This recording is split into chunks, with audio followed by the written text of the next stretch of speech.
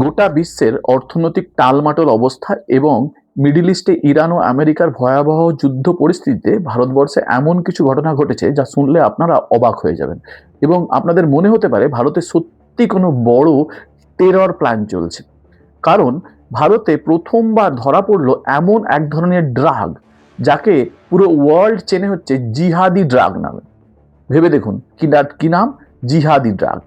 তার কারণ এই ড্রাগটা নর্মালি মিডল ইস্টে যুদ্ধের সময় ইউজ করা হয়, ঠিক আছে।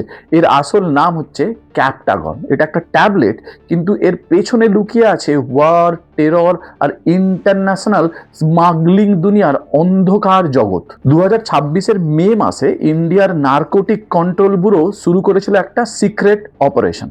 এই সিক্রেট অপারেশনে গুজরাটের মুন্ড্রা পোর্ট আর দিল্লির নবসারাই এলাকা থেকে সিজ করা হয়েছে প্রায় 228 কেজি ক্যাপটাগন, যার মার্কেট ভ্যালু প্রায় 182 কোটি টাকা। আপনারা বলবেন এইরকম তো ড্রাগ মাঝে সাঝেই ধরা পড়ে ভারতে, তাতে কি আসে গেল।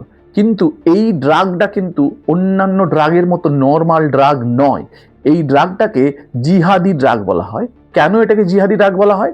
এটা এক ধরনের হচ্ছে পাওয়ারফুল সিনথেটিক স্টিমুলেন্ট। মানে যদি কেউ এই ড্রাগটা একবার নিয়ে নেয় তাহলে তার বহুক্ষণ ধরে ঘুম আসবে না, বহুক্ষণ ধরে তার কোনো খিদে পাবে না, কোনো ভয় পাবে না এবং শরীরে একটা অস্বাভাবিক শক্তি পেয়ে যাবে।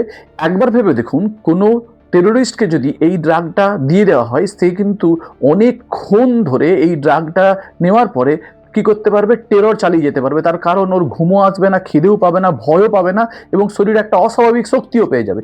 নর্মালি যখন কোনো টেরর অ্যাটাক করা হয় তখন এই ড্রাগগুলো টেরোরিস্টদেরকে দেয়। তার জন্যই ওরা কোনো রকম খিদে ঘুম ছাড়াই হচ্ছে অনেকক্ষণ ধরে টেরর চালিয়ে যেতে পারে এবং বহু মানুষকে মেরে ফেলতে পারে।